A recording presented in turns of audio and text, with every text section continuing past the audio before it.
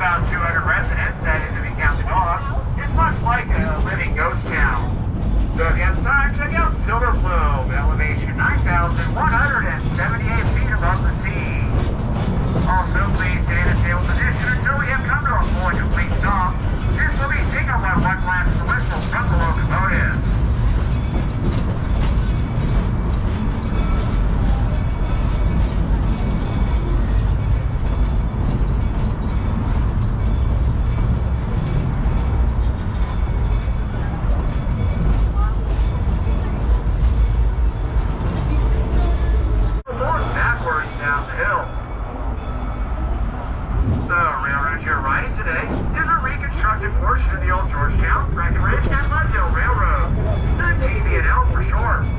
The first mountain railroad in this area was the Colorado Central Railroad. The Colorado Central was incorporated out of Denver in 1870. It came west following Clear Creek to the towns of Arvada, Golden, and Idaho Springs, with a branch line going off the central city of Blackhawk. They finally reached Georgetown on August 1st of 1877, the first year of Colorado statehood anniversary. Well, at that point, the Colorado Central was bankrupt. So the GB&L was formed to build a connection to Silver Plume.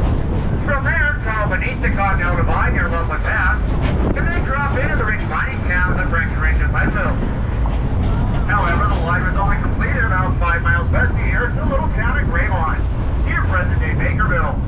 At that point, the parent company of the GB&L, the Union Pacific, had purchased another line that reached Breckenridge and Leadville using a different route from the south. So there was no need to continue this line. It was cut back here to Silver Plume. At the turn of the century, the GB&L became a part of the Colorado and Southern Railway, and eventually part of the Burlington system. Off to the left, you'll notice I-70. But even better yet, look down off the train, you'll see Clear Creek. If you follow Clear Creek down the valley, it'll meet up with the South Platte River down in Denver. The South Platte will flow to the Missouri River, onto the Mississippi, and then to the Gulf of Mexico. That water still has a long ways to go. And if that water looks cold, it is. That's especially on this snowpack for our high country. So, via Southern branch line from Denver, this railroad was very profitable in its early years, bringing miners, their families, and supplies up to the mountain community, then returning with their rich ores to be processed in the mills in the Denver and Golden area. This continued strong for many years until 1893, and that is when Congress repealed the Sherman Silver Purchase Act. This caused the price of silver to drop so low that few companies could buy it and still make a profit. So the railroad needed to come up with a new source of revenue, and that revenue came in the form of tourism. As fame of the Georgetown loop spread throughout the country and even the world, thousands came to ride on what was considered one of the most scenic and engineering marvels of the 19th century. It was very fashionable to board the train down at Denver Union Station in the morning, right up through Clear Creek Canyon, over the Georgetown Loop, have a picnic lunch at Silver Plume, reboard the train and be back in Denver in time for supper.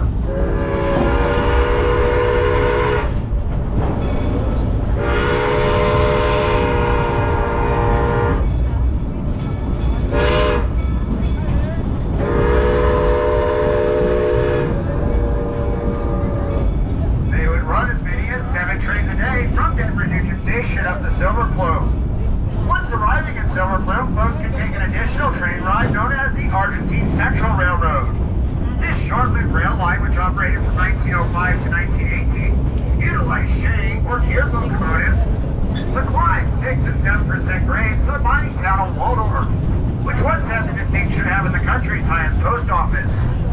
From there, it continued its climb to the top of Mount McClellan at 13,500 feet. This railroad was often referred to as the Stairway to the Stars.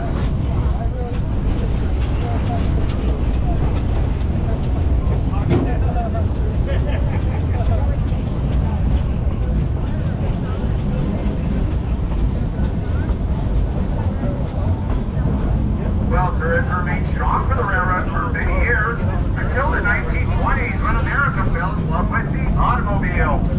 Passenger service began to dwindle and was discontinued by 1927.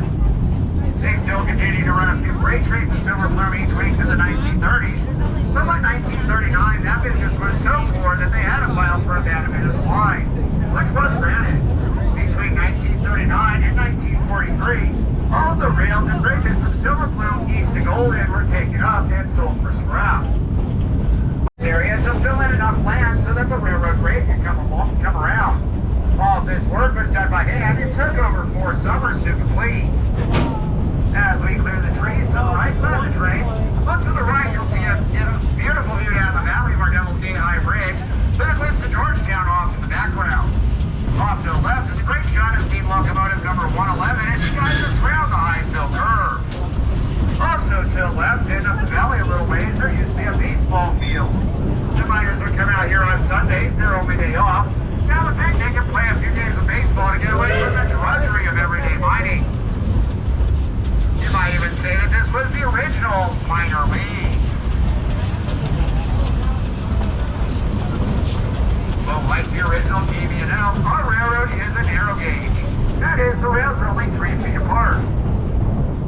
Most railroads in this country use standard gauge of 4 feet, 8.5 inches between the railheads. They prefer narrow gauge for the mountains of Colorado, however, for a few different reasons. First of all, the trains were smaller and lighter, making it easier to negotiate on these steep mountain curves and these steep grades. Also, the cost was about half of building a standard gauge line, so it's much more efficient to have a narrow gauge line. Also, the right-of-way didn't have to be as wide, which is helpful as we enter the boulder fields here in just a moment on either side of the train. Back in the 1880s, there were a few machines capable of moving these gigantic boulders, so the builders would hand drill holes in the rocks, pack them with explosives, then they would set them off in a sequence and run. If they ran far enough and fast enough, they could come back and do it again. Well, many times, one of the explosives in that sequence did not go off. They would come in to clear out the debris by hand or horse team and run across that unexploded charge. This charge would go off unexpectedly, and you have what is known as the Widowmaker. This is difficult and dangerous work.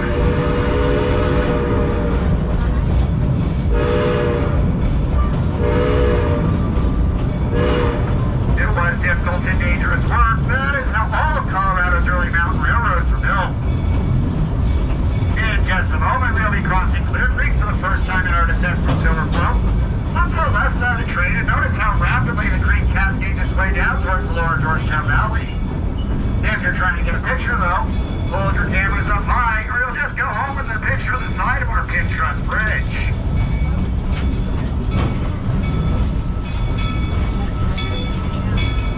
As we proceed across the creek, we enter a cut in the side of the mountain. In this cut, notice the walls. These walls were built by a method known as dry stacking. They were built by Cornish masons back in 1884 without the use of any mortar. Gravity holds these walls in place. They have stood for over 135 years with very little to no maintenance. The rock multi-seat plates were placed about 15 years ago as a preventative maintenance. As we proceed out of the cut, we will be arriving at our Lebanon Silver Mine station. For those of you that purchased the optional mine tour, this will be your stop. Please have your wristbands on your wrist and ready to show as you disembark from the train. You will be disembarking from the fourth car back from the locomotive, the boxcar I am speaking from.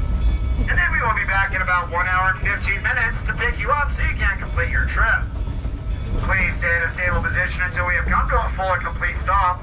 Signal by one blast of the whistle from the locomotive.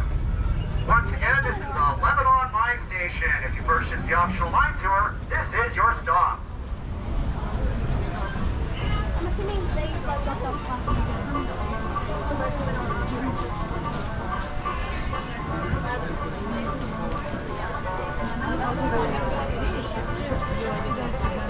About 1,200 feet deep inside the mountainside.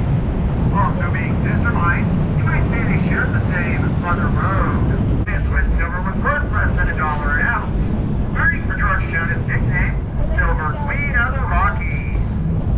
If you accounted for inflation, and especially these left the whole tunnel, we'll also be passing our extra train as well. So once again, keep all hands inside the train and try not to high-five passengers from the other train.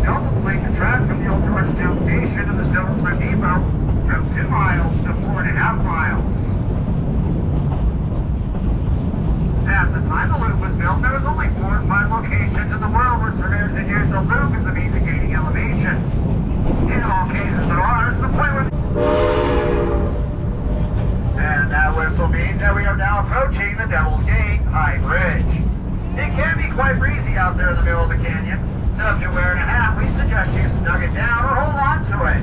Or risk donating it to Clear Creek and fishing it out of Georgetown Lake later this afternoon. For your trivia files, the bridge is 300 feet long, the size of an American football field, and is built on an 18.5-degree curve. It is also built on a 2% grade, so you'll lose 6 feet of elevation as we cross from this side of the valley to the other. And it is this curve and this grade that made it such an engineering marvel of the 19th century. If you're afraid of heights, once we're out there, don't look down. From the center span of the bridge, it is nearly 100 feet to the waters of Clear Creek, and 75 feet down to the lower track of the loop where we started our journey. Off to the right will be a bird's eye view of the town of Georgetown, Silver Queen of the Rockies, and to the left is our Devil's Gate boarding area, as well as a great view back up the valley from whence we came with Pendleton Mountain off in the background.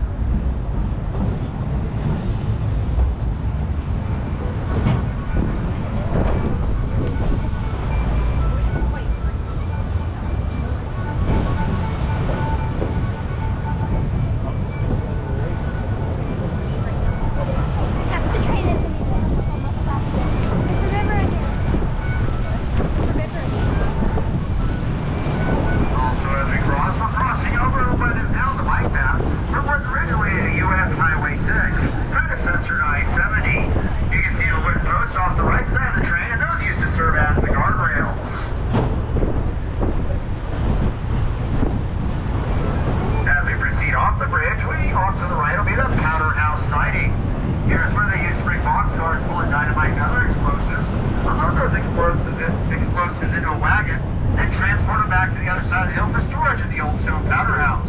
If you do hit your head, please watch your language.